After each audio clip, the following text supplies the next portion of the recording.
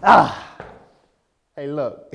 I was supposed to be here in a suit and tie, shirt, bow tie, but I'm out here running, man.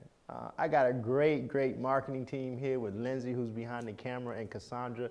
They have been pushing me to bring y'all all of this great footage, and I just forgot about suiting up today. So I'm just gonna have a real conversation with all of my clients. Fraternity brothers, shout out to Alpha Phi Alpha. Shout out to my home folks back in Orangeburg, South Carolina, Columbia, South Carolina. I'm shouting everybody out today because this message is for everybody.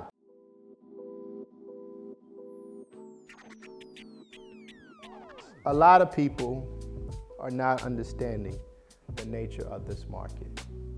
Zillow is really amping up its efforts to capture their market share. And Zillow, on the flip side, is taxing agents because they're not doing their groundwork to make sure that everybody in this sphere is connected to them being a top agent. So let's have some real conversation. According to Zillow Analytics, come this spring, summer, prices are gonna go up at minimum an additional 22%. Now you think this market is on crack right now. That's on crack, heroin. They still popping ecstasy these days? What's the new drug? What is it, ecstasy? God, I don't do drugs, so I'm completely ignorant on that. Molly, they popping Molly's now? I thought Molly's were like early 2000. Percocet, they pop, that's a prescription drug. They're pocket, oh man. So let me talk about the silly things that I'm seeing in this market when agents are writing these contracts. Silly thing number one, do not write a contract asking for $1 in closing help. Do not do it, because your contract is going to the back of the 15 offers that have come in. Do not write a contract expecting to get any seller subsidy, closing help, closing concession, whatever you want to call it, because it's not happening in this market. I had this conversation with all of my buyer clients who are out there, we fighting for you every day.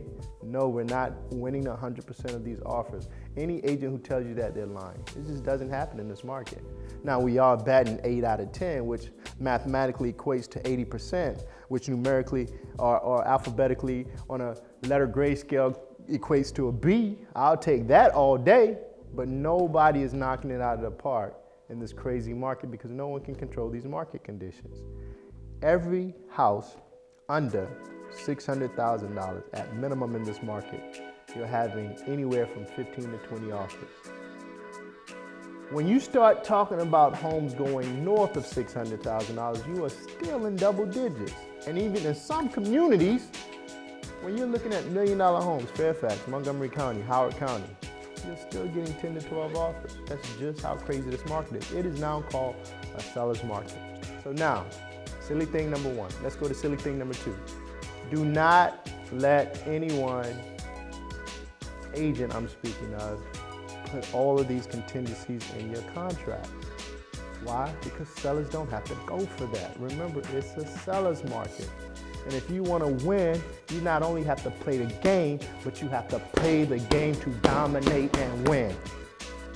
And last thing, silly thing number three. Do